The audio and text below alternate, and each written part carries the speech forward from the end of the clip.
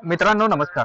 आता जे आपण समोर पाहत आहे ते आहे बघा आपली नारी सुवर्ण दुसऱ्या वेताची आहे, जिला दुसऱ्या वेतामध्ये 4 पिल्ल झालेली आहेत. हे समोर तुम्ही बघू शकता. स्वतंत्र कप्प्यामध्ये आपण ठेवलेले आहेत. पिल्ल 3 दिवसाचे आहेत. 3 माद्या आहेत आणि 2 नर आहेत. असे ज्यावेळेस दोन पेक्षा जास्त आपल्या नारी सुवर्णाला पिल्ल होतात किंवा इव्हन कुठल्याही ब्रीडला होतात, तर अशा वेळेस आपण नेमकी काळजी त्यांची कशी घेतली पाहिजे बघा. ह्याच्या संबंधी अतिशय महत्त्वपूर्ण व्हिडिओ होणार आहे, तर व्हिडिओ शेवटपर्यंत बघा. मित्रांनो, जसं की तुम्हाला साईडच्या स्क्रीन मध्ये दिसत असेल बघा, हा आहे तिचा जन्मलेला व्हिडिओ. ही 4ही पिल्ल मजबूत चांगली स्ट्रॉंग झाली होती. त्यातले 3 पिल्ल एकसारख्या वजनाचे आहेत. हा बघा आहे पहिला मेल आहे, एक मेल आहे 4 मध्ये आणि 3 माद्या आहेत. अतिशय उच्च गुणवत्तेचं त्याच्यामधली ही जी एकच मादी आपल्याला छोटी मिळालेली आहे, जी की कॉमन गोष्ट आहे. ज्यावेळेस 4-4 मेंढीच्या पोटामध्ये 4-4 पिल्ल ज्यावेळेस राहायची, तर त्यावेळेस एक तरी छोटं पिल्लू नक्कीच मिळणार.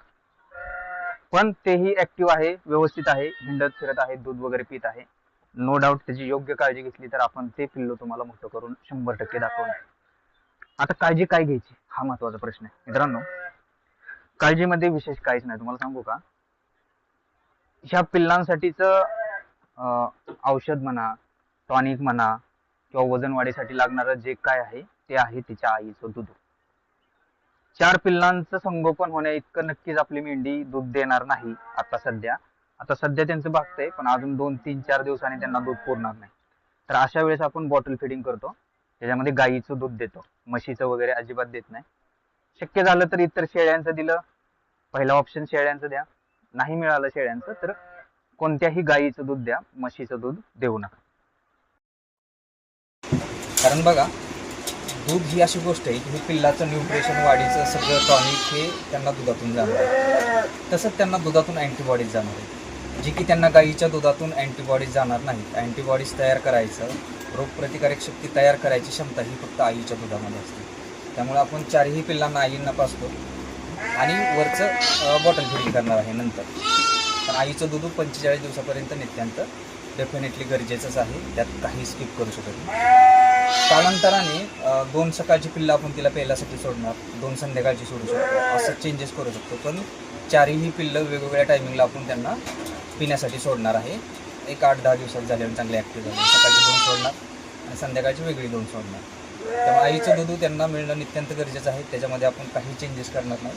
जे काय मिळतंय ते आईचं दूध 4ही पिल्लांना 45-50 दिवसापर्यंत डेफिनेटली देणार. त्याच्या व्यतिरिक्त जे पोषण आहे आपण ते त्यांना गाईच्या दुधातून देणार आहे. मग ते साधारण 150-200 ml एका टायमिंगला 250 ml पर्यंत आपण त्यांना जसं जसं ते मोठे होत जातील तसं देणार आहे. सुरुवातीच्या काळामध्ये ज्यावेळेस आता पिल्लं जन्मली, आता पावसाळ्याचं वातावरण आहे, त्यासाठी हा स्वतंत्र कप्पा केलेला आहे, जिथं जास्त ओलसरपणा नसावा, उबदार वातावरण असावं, कारण थंडीचा वगैरे छोट्या पिल्लांमध्ये जास्त त्रास होऊ शकतो. ही नक्कीच काळजी घ्या. इतर मेंढ्या बघू शकता की आपल्या तिकडे पलीकडे स्वतंत्र आहे, तर 6 मेंढीसाठी तिच्या पिल्लासाठी हा स्वतंत्र कप्पा आहे. अजून आपण 3-4-5 दिवस ह्याच्यामध्येच ठेवणार, व्यवस्थित त्यांचं बॉन्डिंग होऊन देणार. आणि मुळात आपल्या मेंढीला पण आत्ता सध्या चांगलं दूध उत्पादन आहे, कंटिन्यू राहणार नाही. ज्यावेळेस 4 पिल्लांचं पोषण आपल्याला वाढवायचे त्याच्यासाठी थोडं तरी आपल्याला बॉटल फिडिंग करायचे, पण कुठल्याही पेसेली 2 पिल्लं साईडला काढून आपल्याला बॉटल फिडिंग करायची. आपल्याला 4ही पिल्लं आईला पाजायचं, सकाळची 2 पाजणार, संध्याकाळची 2 पाजणार आणि 4ही पिल्लांना थोडं बॉटल फिडिंग करणार, जे शक्य जसं होईल असं. आता ह्याच्याच जागेवर इथे 2 पिल्लं असली तर आपल्याला कशाही प्रकारचं बॉटल फिडिंग करण्याची काही आवश्यकता नव्हती. दुसरी गोष्ट आहे की आपण आता जन्मल्यानंतर पिल्लांना हे जे ड्राय पावडर येतं लहान मुलांचं, हे 3-3 ml सकाळ संध्याकाळ चालू करतो, 8 दिवसांनी 5 ml पर्यंत नेतो. सुरुवातीचे 15 दिवस फक्त आईचं दूध आणि पिंकू ड्राय पावडर, ह्याच्या व्यतिरिक्त आपण काहीही सजेस्ट करत नाही किंवा काही देण्याची आवश्यकता नाही. पण बघा, आता थंडीचे थोडासा पावसाचे दिवस आहेत, त्यातच तिला दूध निर्मितीसाठी चांगल्या कॅल्शियमची रिक्वायरमेंट असते. जर कॅल्शियम फॉस्फरस तिच्या शरीरामध्ये चांगलं असेल तर दूध निर्मिती चांगली होणार आहे. तसंच कॅल्शियमचा ह्या थंडीच्या दिवसामध्ये, पावसाच्या दिवसामध्ये शरीराला उष्ण ठेवायचं काम हे कॅल्शियम बऱ्यापैकी करत असतं. विल्याच्या नंतर दूध उत्पादनासाठी कॅल्शियम आवश्यक असतं, तर त्यासाठी मेंढीला आपण 20 ml रोज संध्याकाळी पोस्ट वेट कॅल्शियम देतो. अर्धा किलोपर्यंत खुराक आहे, 20 ml वॉस्टाविट कॅल्शियम हे झालं मेंढीचं नियोजन. विल्यानंतर आपण तिला एक जपार औषध 3 दिवस दिले 50-50 ml. आणि पिल्लांसाठी फक्त आईचं दूध आणि ग्राय वॉटर, ह्याच्या व्यतिरिक्त काही नाही. जसं आता ते मोठे होत जातील त्याच्यानंतर आपण हळूहळू त्यांना बॉटल फिडिंग चालू करणार आहे, त्याच्यामध्ये गाईचं दूध चालू करणार आहे. ह्याच्या व्यतिरिक्त काही नाही. मी नक्कीच तुम्हाला ह्यांचा 1 महिन्याचे झाल्याच्या नंतरचा व्हिडिओ देतो, 2 महिन्याचे झाल्याच्या नंतरचा व्हिडिओ देतो. त्यांच्या संगोपनामध्ये काय काय चेंजेस करावे. हे पहा, 4 पिल्लं होणं, नारी सुवर्णमध्येही 4 पिल्लं होणं तशी रिअर गोष्ट आहे. असं काय कंपल्सरी सगळ्या मेंढ्यांना होत नाही. आमच्या मेंढ्यांना कंपल्सरी 2-3 जास्तीत जास्त होतात. 4 पिल्लं होणं आमच्यासाठी पण रिअर गोष्ट आहे आणि ती त्या पद्धतीने वाढवणं हे पण आमच्यासाठी थोडंसं चॅलेंजिंग आहे. ती कशाप्रकारे वाढवतो, कशाप्रकारे त्यांचं संगोपन करतो, कधी त्यांचं लसीकरण करायचं, स्टेप बाय स्टेप आपण व्हिडिओमधून जसं जसे ते मोठे होत जाते तसं ते नक्कीच कवर करूया.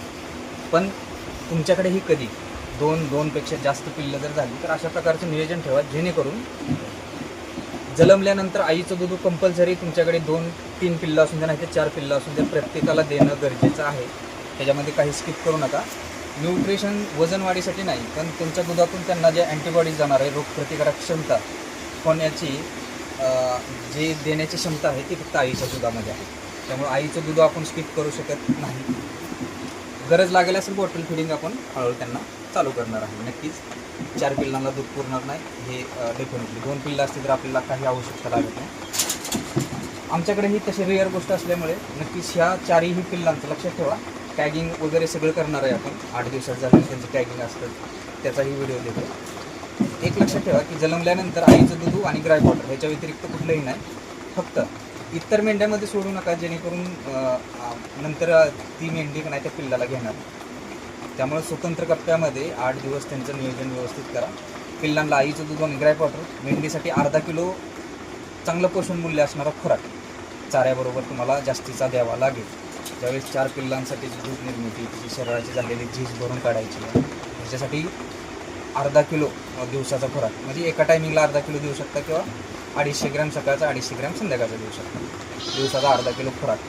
गोळीपेंड असेल तर उत्कृष्ट, त्यामध्ये थोडीशी 100 ग्रॅम शेंगदाणा पेंड ॲड केली, 400 ग्रॅम गोळीपेंड आणि 100 ग्रॅम शेंगदाणा पेंड, तर उत्कृष्ट ते शरीराची झीज पण लवकर भरून निघणार आहे. तसं तिच्या दुधामध्ये प्रोटीनची, शेंगदाणा पेंडमुळे प्रोटीन पण दुधामध्ये चांगलं राहणार आहे, जे की पिल्लांच्या वाढीसाठी उपयुक्त ठरेल. म्हणजे मेंढीच्या नियोजनामध्ये आपण केलं काय, 20 ml कॅल्शियम, अर्धा किलो खुराक आणि रेग्युलर जो गुणवत्तेचा चारा आहे तो. पिल्लांसाठी आईचं दूध आणि ग्राय वॉटर हे 8 दिवसाचं आपलं नियोजन झालं. नक्कीच 8 दिवसानंतर अजून काही चेंजेस करणार आहे ते आपण पुढल्या व्हिडिओमध्ये बघूया. आपल्या ह्या 4 पिल्लामध्ये 1 नर आहे, 3 मादे आहेत. उत्कृष्ट गुणवत्तेचा नर आहे, बघू शकता. चांगल्या साईजला वगैरे पण त्याच्यामध्ये चांगला मजबूत आहे.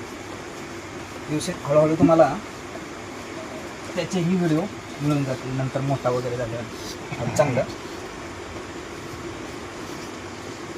तर ह्याच्यामध्ये ह्याला अनुषंगानच आपला एक पुढला व्हिडिओ येते की आपलं नारी सुवर्णचं सिलेक्शन कसं असावं. तर चॅनलवर नवीन असाल तर सबस्क्राईब करा, व्हिडिओ आवडला असेल तर लाईक करा. आणि आपल्या काही शंका असतील नारी सुवर्णबद्दल किंवा काही एका मेंढीला झालेली 4 पिल्लं ह्याच्या नियोजनाबद्दल तर नक्कीच कमेंटमध्ये सांगा, आपण सविस्तर चर्चा करूया. धन्यवाद.